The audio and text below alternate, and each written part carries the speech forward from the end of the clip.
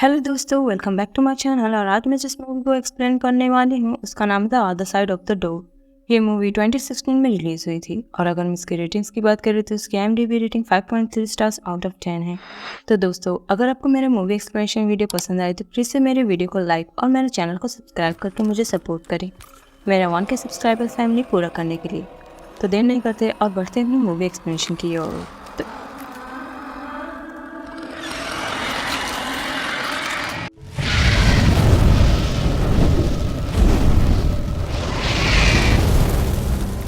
इस कहानी की शुरुआत होती है मारिया और माइकल को दिखाते हुए। दोनों अमेरिका से हैं, लेकिन बिजनेस के सिलसिले में दोनों कपल इंडिया आए हैं, यानी मुंबई में रह रहे हैं। और एक रेस्टोरेंट में खाना खाते हुए तब मारिया माइकल को अपने प्रेगनेंसी की खुशखबरी देती है और दोनों उस वक्त बहुत ही ज़्यादा खुश होते हैं इस बात को लेकर। और वो दोनों फिर वापस से यूनाइटेड स्टेट्स नहीं जाते और मुंबई में ही रह जाते हैं। सीन शिफ्ट होता है 6 साल बाद और तब हम दोनों कपल को शोक में डूबे हुए देखते हैं अपने बड़े बेटे ओलिवर के डेथ को लेकर। और उनकी एक 4 साल की बेटी भी होती है जिसका नाम लूसी होता है। और मारिया को तब हर रात डरावने सपने आने लगे थे क्योंकि वो बहुत ही ज़्यादा दुखी थी।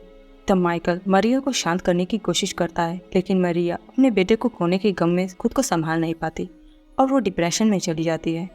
और फ्लैशबैक में हम ओलिवर को देख पाते हैं जहाँ पर मारिया के हाथों उनकी कार का एक्सीडेंट हो जाता है और उनकी कार नदी में गिर जाती है। मारिया के साथ तब उसके दोनों बच्चे मौजूद थे कार में।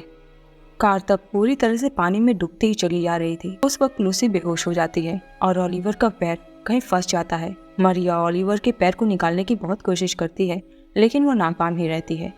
और उस वक्त मारिया इस असमंजस में फंस जाती है कि वो बेहोश लूसी को संभाले और बचाए या फिर ओलिवर को।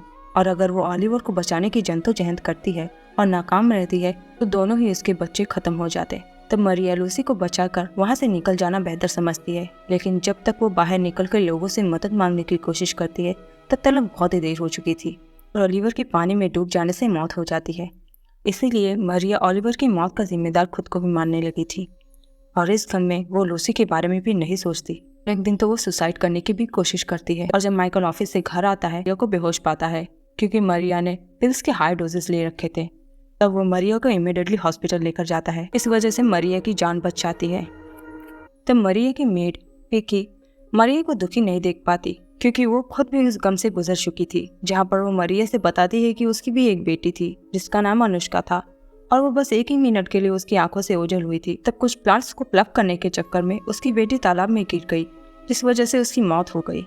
और वो तब मारिया के साथ एक सीक्रेट शेयर करती है और मारिया से बताती है कि उसका जन्म एक साउथ इंडिया के ओल्ड विलेज में हुआ था, जहाँ पर काफ़ी ज़्यादा घने जंगल थे और उन्हीं घने जंगलों के बीच में एक एंशिएंट हिंदू टेम्पल है, जहाँ पर जीवन और मृत्यु के बीच में एक पतली रेखा है, जहाँ से जीवित व्यक्ति एक मृत व्यक्ति से बात कर सकता है। और इसी तरह मारिया भी अपने गुजरे हुए बेटे ओलिवर से बात कर सकती है और उसे अपना फाइनल गुड बाय कर सकती है, जिससे मारिया के मन को शांति मिलेगी। पिकी तब मारिया को बताती है कि इसके लिए उसे अपने बेटे की अस्थियां यानी एशेस उस मंदिर की सीढ़ी पर छिड़कना होगा और उसके बाद उसे खुद को टेम्पल के अंदर लॉक कर लेना होगा और रात होने के बाद वो उस मंदिर के दरवाजे के जरिए अपने बेटे से बात कर पाएगी। और दोनों उस वक्त बातें कर ही रहे होते हैं कि तभी माइकल वहाँ पर आ जाता है और फिर पिकी वहाँ से बाहर चली जाती है। मारिया ठीक होने के बाद जब घर आती है तो वो लूसी को देखकर खुद को तसल्ली करने की कोशिश करती है, लेकिन ओलिवर को भुला नहीं पाती। इसलिए तब वो पिकी के पास जाती है उसकी मदद मांगने के लिए, जब वो पूजा कर रही होती है।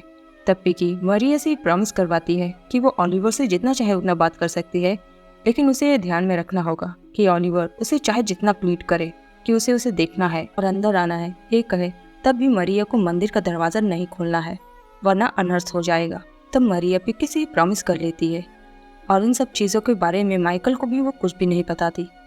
और जैसे कि क्रिश्चियंस में मृतक की लाश को कब्र में डाल के मिट्टी में दफन कर दिया जाता है, उन्हें उसे बाहर निकालकर उसे जलाना पड़ता है अस्थियां प्राप्त करने के लिए। और रात में जब वो ओलिवर की लाश को जला रहे होते हैं तब मारिया वहाँ पर मौजूद अघोरियों को देखकर डर जाती है। तब पिकी मारिया से बताती है कि वो लोग अघोरी हैं और वो हमेशा शमशान में ही रहते हैं और खुद को हमेशा भस्म से यानी एशेज से ढक कर रखते हैं और रिचुअल्स के दौरान वो मृतकों की फ्लैश को भी खाते हैं, क्योंकि माना जाता है कि उससे उन्हें दूसरी दुनिया यानी आत्माओं से कम्युनिकेट करने की शक्तियाँ मिलती है। और नेक्स्ट सीन में पिकी मारिया को ट्रेन में बिठा आती है और उसे वहाँ तक पहुँचने की इंस्ट्रक्शन देती है और पिकी मारिया को यह आश्वासन देती है कि वो मारिया के परिवार और उसके घर का ख्याल रखेगी। मारिया तब ट्रेवल करके उस फॉरेस्ट तक पहुंच जाती है और आगे बढ़ते हुए उसे काफ़ी सारे जानवरों की लाशें मिलती हैं और हम ये देख पाते हैं कि मंदिर के आसपास के सारे पेड़ पौधे पूर्ण रूप से सूखे पड़े थे क्योंकि मंदिर के बाहर का वो एरिया नेगेटिव एनर्जी से भरा पड़ा हुआ था। जैसे कि पिकी ने बताया था, जीवन और मृत्यु की रेखा, और जीवन की रेखा मंदिर के सिर्फ अंदर तक ही सीमित है। और मरिया तब मंदिर के अंदर जाती है और फिर सीढ़ियों पर ओलिवर की अस्थियां छिड़क देती है और वो खुद मोमबत्ती के ही सहारे अंधेरे में बैठी रहती है मंदिर के अंदर। लेकिन अंधेरा होते ही मरिया को मंदिर के अंदर से कुछ आवाज़ें सुनाई देने लगती हैं। तब मरिया मोमबत्ती लेकर उसे खोजने के लिए जाती है। तब उसी वक्त एक मूर्छित कौवा आकर उससे टकरा जाता है और उसकी मोमबत्ती भी बुझ जाती है और मरिया तब देखती है कि वो कौवा एकदम से मर जाता है। और मरिया जैसे ही माचिस जलाकर ऊपर की तरफ देखती है तब उसे वहाँ पर एक 4 हाथ वाली महिला की मूर्ति दिखाई देती है जो बिल्कुल असली महिला लग रही थी, जिसने अपने फेस को 2 हाथों से कवर कर रखा था। जिसे देखकर मरिया एकदम से डर जाती है और वो वहाँ से वापस लौट आती है।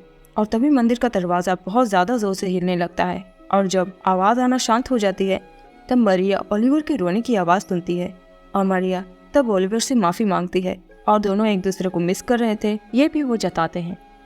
और तभी ओलिवर मारिया से जिद करने लगता है कि वो उसे हक करना चाहता है और उसे देखना चाहता है और उसे दरवाज़ा खोलने के लिए भी बोलता है। लेकिन मरिया ओलिवर से इसके लिए मना करती है और वो उस वक्त दरवाज़ा नहीं खोलती। तब ओलिवर मरिया से दरवाज़ा खुलवाने के लिए उसे मैनिपुलेट करता है और कहता है कि उसे वापस जाना होगा। और ओलिवर की आवाज़ बंद होते ही मरिया ओलिवर को रोकने के लिए इतनी बेताब हो जाती है कि वो दरवाज़ा खोलकर बाहर आ जाती है और ये सोचती है कि वो ओलिवर को देख लेगी, लेकिन बाहर उस वक्त कोई भी नहीं होता। और जब मरिया पीछे देखती है तो वहाँ पर एक अघोरी खड़ा होता है जिसे देखकर मरिया डर के मारे रात को ही फॉरेस्ट के बीच से भाग निकलती है। और अंदर मंदिर में वो 4 हाथ वाली महिला की मूर्ति में कुछ हलचल हम देख पाते हैं, जैसे कि वो जीवित हो उठी हो। और वहीं दूसरी ओर उसी वक्त माइकल का डॉग कोई अदृश्य चीज देखकर उस पर भौंकने लगता है, जैसे कि कोई नेगेटिव चीज घर में एंटर हो गई हो। और फिर हम मरिया को ट्रेन में देखते हैं जो वापस मुंबई लौट रही होती है। और घर आने के बाद मरिया माइकल को शांत करती है क्योंकि माइकल उसके लिए बहुत ही ज़्यादा परेशान था। और रात में दोनों अच्छा टाइम भी स्पेंड करते हैं क्योंकि इतने दिनों बाद मरिया थोड़ी खुश थी ओलिवर से सॉरी बोलने के बाद। सुबह होने के बाद मरिया जब लूसी के कमरे में जाती है तब लूसी वहाँ पर अपने कमरे में नहीं होती बल्कि ओलिवर के कमरे में ऊपर खेल रही होती है और वो तब किसी से बात भी कर रही होती है, जो मरिया के लिए आश्चर्य की बात थी। लेकिन जब वो लूसी से पूछती है कि वो किससे बात कर रही थी तब लूसी मरिया को कुछ नहीं बताती और कहती है कि वो अपने डॉल से बातें कर रही थी। और लूसी के जाने के बाद ही ओलिवर के टॉयज वापस से बाहर आ जाते हैं और उन डाइस टॉयज पर ओलिवर का नाम लिखा हुआ होता है। और लूसी जब नीचे पियानो बजा रही होती है मरिया वहाँ पर ओलिवर के फेवरेट टाइगर टॉय को देखती है और थोड़ी घबरा सी जाती है क्योंकि वो टॉय ओलिवर के साथ ही कॉफिन में दफन थी। और मरिया जब उस टॉय के बारे में लूसी से पूछती है तब लूसी उसे पियानो बजाकर दिखाती है जिसका ट्यून कंटिन्यूएशन ओलिवर करता है जो किसी को दिखाई नहीं देता। और लूसी तब कहती है कि ओलिवर वापस लौट आया है। और लूसी तब मरिया से बताती है कि ओलिवर किसी चीज़ से छुप रहा है।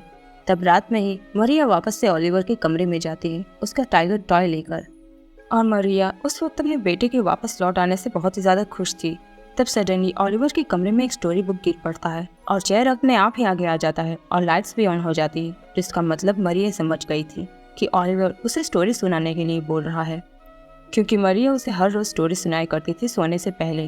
दूसरी सुबह गार्डनर आके पिके से बताता है कि उसके पॉन्ड की सारी मछलियाँ मर गई हैं और सारे पेड़ पौधे भी सूख गए हैं और लूसी के दोनों पेरेंट्स भी मर चुके थे, जिसके लिए लूसी प्लीड करती है कि वो अपने पेरेंट्स को समुंदर को सौंप देगी। तब मरिया लूसी को समुंदर के पास लेकर जाती है जहाँ पर अचानक से एक अघोरी आकर मरिया के माथे पर भस्म लगा देता है, जिसके बाद मरिया वहाँ से भाग जाती है डर के मारे। और रात में जब मरिया लूसी को नहला रही होती है तब मरिया लूसी के कंधे पर दांत के काटने का निशान देखती है और लूसी उस वक्त मरिया से कहती है उसे लगता है कि अब वो ओलिवर को नहीं पसंद करती क्योंकि ओलिवर अब पहले जैसा बिल्कुल भी नहीं रहा। तब मरिया ये समझ जाती है कि ये काम ओलिवर का है, इसलिए वो उसे समझाने के लिए उसके कमरे में जाती है और वो ओलिवर से कहती है कि वो इस तरह से अपनी बहन को नहीं हर्ट कर सकता। तब ओलिवर मरिया को स्टोरी सुनाने का इशारा करता है और जब मरिया इसके लिए नहीं मानती और कमरे से बाहर जाने लगती है तब वो उसे बाहर भी नहीं जाने देता। तब मरिया ओलिवर से कहती है कि वो उसे तभी स्टोरी सुनाएगी जब वो उसे प्रॉमिस करेगा कि वो लूसी को हर्ट नहीं करेगा। और तब ओलिवर इशारा करता है कि वो उसकी बातों को मानेगा। और तब स्टोरी सुनाने के बाद मरिया सोने चली जाती है। जब मरिया सो रही होती है तब ओलिवर वापस से पियानो बजाने लगता है, जिसकी वजह से मरिया की नींद खुल जाती है तब वो देखती है कि ओलिवर ने अपने फेवरेट टॉय को फाड़ कर फेंक दिया है।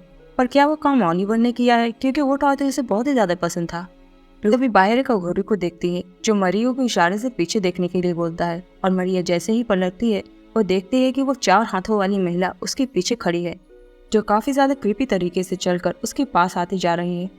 अब मरिया किसी तरह से अपनी जान बचाकर वहां से भाग आती है, और घर में आते ही पिकी मरिया से कहने लगती है कि उन्होंने क्या अनर्थ कर दिया।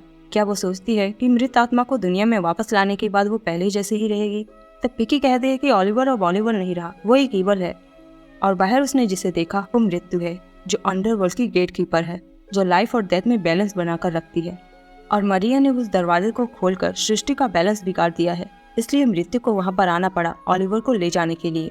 और वो अब ओलिवर को यहाँ रोकने वाली हर एक चीज को डिस्ट्रॉय कर देगी और बिना ओलिवर को लिए जाएगी नहीं, और उसने ओलिवर के उस टॉय को भी फाड़ कर फेंक दिया होगा।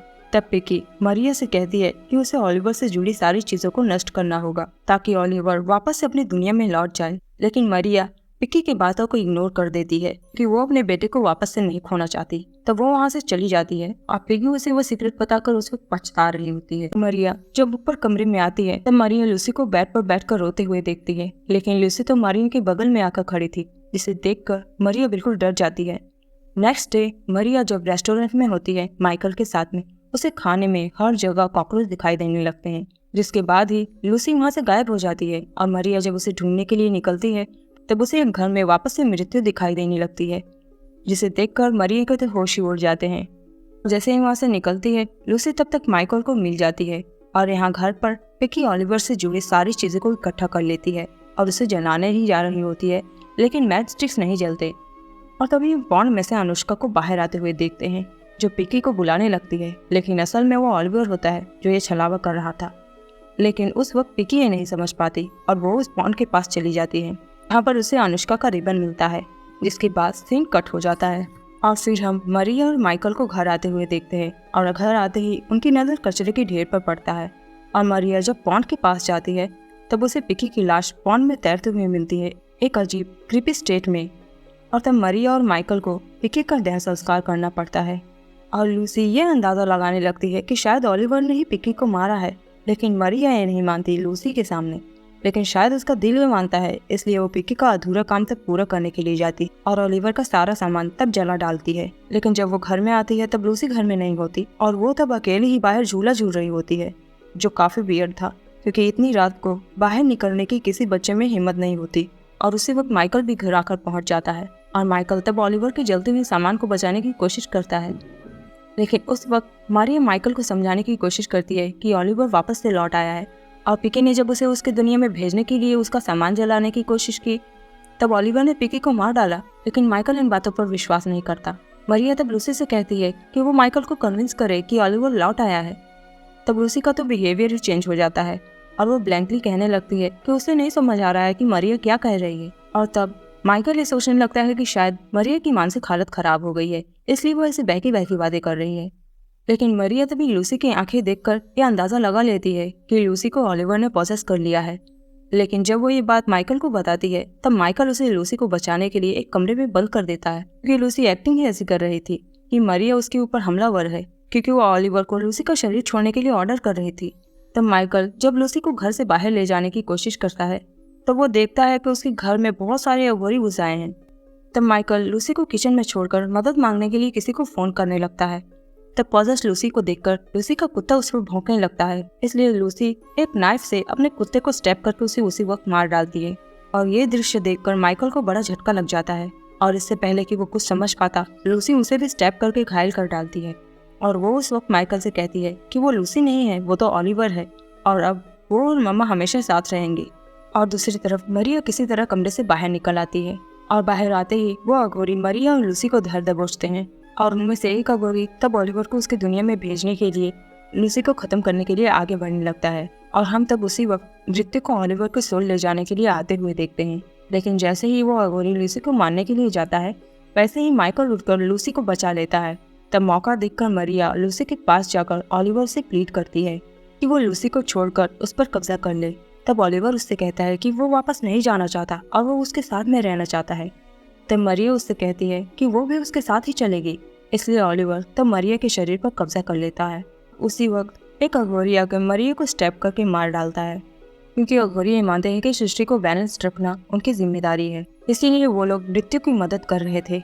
और मरिया तब अपनी आत्मा को अकेले एक कमरे में देखती है, और तभी मरिया के पास मृत्यु क्रीपी तरीके से रेंगते हुए आती है। और हमें तभी ये पता चलता है कि मृत्यु हमेशा अपने फेस को क्यों ढक कर रखती है, क्योंकि जैसे ही मृत्यु अपने फेस पर से हाथ हटाती है, उसके मुंह के जरिए दूसरी दुनिया का दरवाजा खुल जाता है और मरिया की सोल उसमें समाहित हो जाती है। और रियल वर्ल्ड में मरिया की मौत से लूसी और माइकल बहुत ही ज्यादा दुखी रहते हैं, क्योंकि अब तो उनका परिवार पूरी तरह से सूना हो गया था। नेक्स्ट थिंग में हम मरिया को उसी टेम्पल के बाहर देखते हैं, और इस बार माइकल आया था वो रिचुअल करने के लिए, और उससे मरिया की आवाज सुनने के बाद रहा नहीं जाता और वो दरवाजा खोलने की कोशिश करने लगता है। और इस तरफ से मारिया उसे रोकने का प्रयास कर रही थी कि वो ऐसा ना करे, क्योंकि अब वो अपने पति और बच्चे को मरते हुए नहीं देखना चाहती थी उसकी वजह से। और वो माइकल को रोक पाती है या नहीं ये तो पता नहीं, लेकिन मूवी इसी के साथ यहीं पर एंड हो जाती है। तो मिलते हैं नेक्स्ट वीडियो में, तब तक के लिए goodbye, take care and thanks for watching.